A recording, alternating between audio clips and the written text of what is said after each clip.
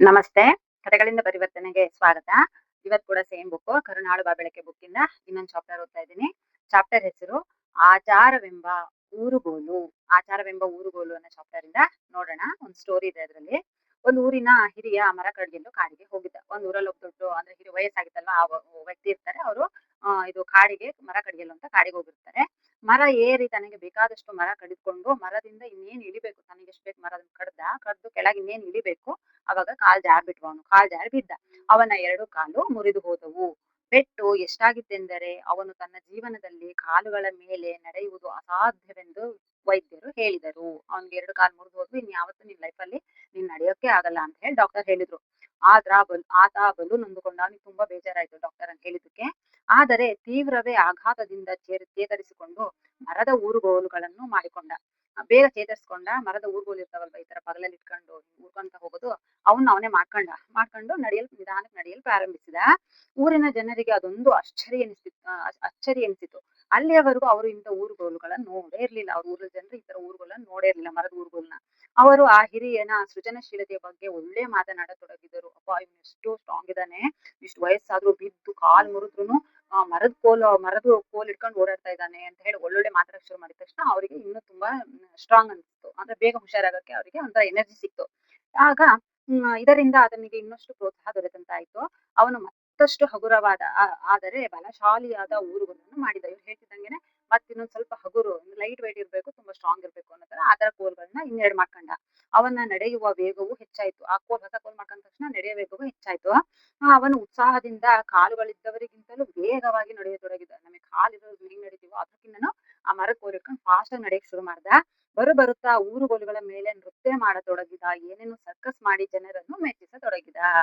ಇದೊಂದು ಕಲೆಯೇ ಆಗಿಬಿಟ್ಟಿತು. ಊರಿನ ಜನ ತಮ್ಮ ಮಕ್ಕಳನ್ನು ಅವನ ಬಳಿಗೆ ಅದನ್ನು ಹೇಳ್ಕೊಡು ಅಂತ ಹೇಳಿ ಊರಿನ ಜನ ತುಂಬಾ ಇಷ್ಟ ಆಗ್ಬಿಡ್ತು. ಆ ಕೋಲ್ ಹಿಡ್ಕೊಂಡು ಅವ್ನು ನಡೆಯೋದೇನು, ಓಡೋದೇನು, ಸರ್ಕಸ್ ಮಾಡೋದೇನು, ಡ್ಯಾನ್ಸ್ ಮಾಡೋದೇನು ಮಾಡಕ್ ಶುರು ಮಾಡಿದ ತಕ್ಷಣ ಊರಿನ ಜನಕ್ಕೆಲ್ಲ ತುಂಬಾ ಇಷ್ಟ ಆಗ್ಬಿಡ್ತು. ನಮ್ಮ ಮಕ್ಕಳಿಗೂ ಹೇಳ್ಕೊಡು ಅಂತ ಎಲ್ಲರೂ ಮಕ್ಕಳನ್ನು ಕಳಿಸಿದ್ರು.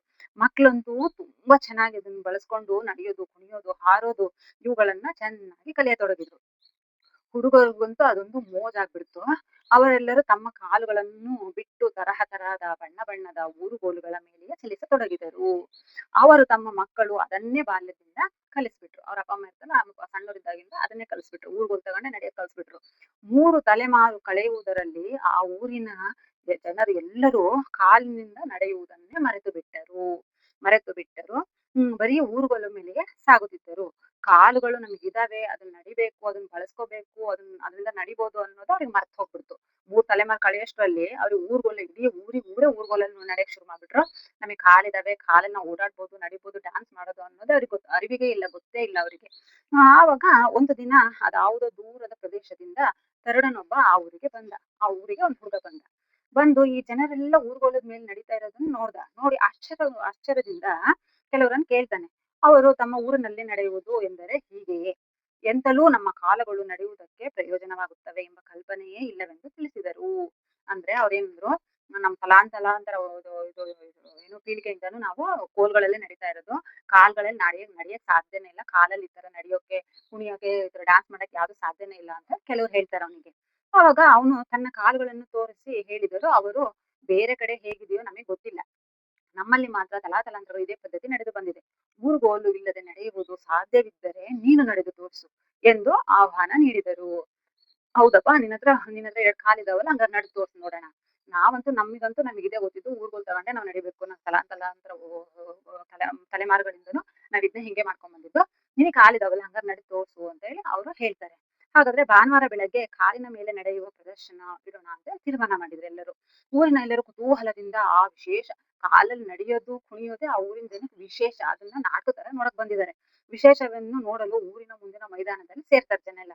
ಊರಿನ ಹಿರಿಯನೊಬ್ಬ ಈ ಹೊಸ ತರುಣನ ಕೈ ಹಿಡಿದುಕೊಂಡು ಊರುಗೋಲ ಮೇಲೆ ಹತ್ತಿಸಿ ನಿಧಾನವಾಗಿ ನಡೆದುಕೊಂಡು ಮೈದಾನದ ಮಧ್ಯೆ ಕರೆತಂದ. ಈಗ ನೀನು ಊರುಗೋಲು ಮೇಲೆ ಭದ್ರವಾಗಿದ್ದೀಯೇ, ನಿಧಾನವಾಗಿ ಅಲ್ಲಿಂದ ಕೆಳಗಿಳಿದು ಕಾಲ ಮೇಲೆ ನಡೆದು ತೋರಿಸು ನೋಡೋಣ ಅಂತ ಹೇಳಿ ಆ ಊರಿನ ಹಿರಿಯ ಹೇಳ್ತಾರೆ. ಅಲ್ಲಿಂದ ಊರುಗೋಲ್ ಮೇಲೆ ಅವನನ್ನು ಎತ್ಕೊಂಡು ಊರುಗೋಲ್ ಮೇಲೆ ನಡ್ಕೊಂಡ್ ಬಂದು ಆ ಮೈದಾನ ಮತ್ತೆ ಬಿಡ್ತಾರೆ. ಬಿಟ್ಟು ನಿಧಾನ ಇಳಿ, ನೋಡ ನಿನ್ ಕಾಲ್ ಮೇಲೆ ನಡಿತೀನಿ ಅಂತ ಹೇಳ್ತಿಯಲ್ಲ, ಕಾಲ್ ಮೇಲೆ ನಡೆದು ತೋರ್ಸು ಅಂತ ಹೇಳಿ ಅವರು ಕೆಳಗೆ ಇಳಿಸ್ತಾರೆ. ಇಳಿಸಿದ ತಕ್ಷಣ ಆ ಹುಡುಗ ಎಂತ ಹೇಳಿದ ತಕ್ಷಣ ಆ ಹುಡುಗ ಸಾವರಿಸಿಕೊಂಡು ಸಮತೋಲನ ಕಾಯ್ದುಕೊಂಡು ಒಂದು ಹೆಜ್ಜೆ ಮುಂದಿಟ್ಟ. ಅಂದ್ರೆ ಅವರು ಮೇಲೆ ಹೋಗಿ ಹಿಡ್ಕೊಂಡಿರ್ತಾರಲ್ಲ, ಅವ್ರು ಹಿಂಗ್ ಇಳ್ಸಿದ ತಕ್ಷಣ ಸ್ವಲ್ಪ ಜೋಲಿ ಹೋಯ್ತು ಪಾಪ ಅವನಿಗೆ, ಕೆಳಗ್ ಬೀಳ್ತಾನೆ. ಜೋಲಿ ಹೋಯ್ತಲ್ಲ ಕೆಳಗ್ ಬೀಳ್ತಾನೆ. ಬಿದ್ದ ತಕ್ಷಣ ಅಲ್ಲಿದ್ದಿದ್ ಜನ ಎಲ್ಲ ಕೈ ತಟ್ಟಿ ಕೇಕೆ ಹಾಕಿ ನಗಕ್ ಶುರು ಮಾಡ್ತಾರೆ. ಅಯ್ಯೋ ಕಾಲಲ್ಲಿ ನಡಿತಾನಂತೆ, ಕಾಲಲ್ಲಿ ನೋಡ್ ಕೆಳಗ್ ಇಳ್ಸಿದ ತಕ್ಷಣ ನನಗೆ ನಿಂತ್ಕೊಳಕ್ಕೆ ಆಗ್ಲಿಲ್ಲ, ಬಿದ್ದೇ ಬಿಟ್ಟ, ಕಾಲ ನಡೆಯಕ್ ಸಾಧ್ಯನೇ ಇಲ್ಲ ಅಂತ ಜೋರ ನಗಕ್ ಶುರು ಮಾಡ್ತಾರೆ ಎಲ್ಲರೂ. ಆಗ ಹ್ಮ್ ನೋಡು ಅವ್ನು ಊರ್ಗ್ ಹೋಗ್ಬಿಟ್ಟ ತಕ್ಷಣ ಅವ್ನ್ ಬಿದ್ದೇ ಬಿಟ್ಟ, ಅವ್ನ್ ಕಾಲಾಗ್ ನಡೆಯಕ್ಕೆ ಆಗಲ್ಲ ಅಂತ ಹೇಳಿ ಎಲ್ಲರೂ ನಗಕ್ ಶುರು ಮಾಡ್ತಾರೆ. ಹುಡುಗ ನಿಧಾನವಾಗಿ ಎದ್ದು ಕಾಲನ್ನ ನೀವಿಕೊಂಡು ನಿಧಾನವಾಗಿ ನಡೆದ. ಅಂದ್ರೆ ಕಾಲ್ ಬಿದ್ನಲ್ವಾ, ಕಾಲಿಗೆ ಸ್ವಲ್ಪ ಏಟಾಗುತ್ತೆ, ಸ್ವಲ್ಪ ಹಿಂಗ್ ಒರ್ಸ್ಕೊಂಡು ಮತ್ತೆ ಎದ್ದು ನಡೆಯಕ್ ಶುರು ಮಾಡ್ತಾನೆ. ನಡೆಯಕ್ ಶುರು ಮಾಡ್ದ. ಮೊದಲು ನಿಧಾನವಾಗಿ ನಡಿತಾನೆ. ನಡೆದ ಆಮೇಲೆ ಓಡ್ತಾನೆ, ಕುಣಿತಾನೆ, ಕುಪ್ಪಳಿಸ್ತಾನೆ, ಲಾಗ ಹಾಕ್ತಾನೆ. ಜನ ಬಾಯಿ ಬಿಟ್ಟು ಪವಾಡವೆಂಬಂತೆ ನೋಡ್ತಾ ಇದ್ರು. ನಂತರ ತಮ್ಮ ಕಾಲುಗಳನ್ನು ತಡವಿಕೊಂಡು ತಾವು ಹಾಗೆ ನಡೆಯಬಹುದೆಂದು ಯೋಚಿಸಿದರು.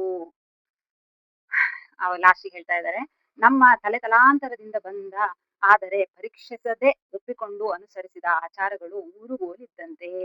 ಅಂದ್ರೆ ನಾವ್ ಹಿಂದಿಂದ ಅಂದ್ರೆ ನಮ್ ಹಿಂದಿಂದ ಅಜ್ಜಂದ್ರಂತೆ, ನಮ್ ಹಿಂದಿನ ಅಪ್ಪ ಅಜ್ಜರು ಎಲ್ಲರೂ ಏನು ಆಚಾರ ಅನುಸರಿಸ್ಕೊಂಡ್ ಬಂದಿರ್ತಾರೆ, ಅದು ಅದನ್ನ ನಮ್ಗೆ ಯಾಕೆ ಅಂತಾನೆ ಗೊತ್ತಿಲ್ದೇನೆ ಅದನ್ನ ನಾವು ಪಾಲಿಸ್ಕೊಂಡು ಹೋಗ್ತಿರ್ತೀವಿ ಅಷ್ಟೇ.